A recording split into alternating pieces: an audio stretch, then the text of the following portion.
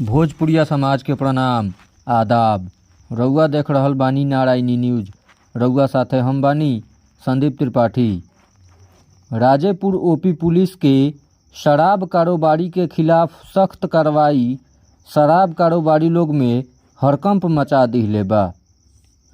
BFA के राजेपुर ओपी police क्षेत्र के परसौनी नहर के पास बुलेरो में 2 कार्टून विदेशी शराब के साथ 2 गो शराब धंधेबाज के गिरफ्तार कर लिहलस।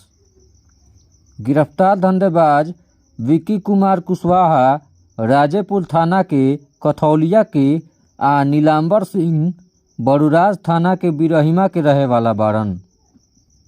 उहवे 2 गो कारोबारी बिरहिमा गांव के शराब माफिया चंद्रभूषण सिंह आ लखनसेन गांव के विक्की सिंह फरार हो गईलन। ई दुनू लोग पर कई गो केस दर्ज बा। छापेमारी में दारोगा सुमन झा सहित पुलिस बल के जवान लोग शामिल रहे।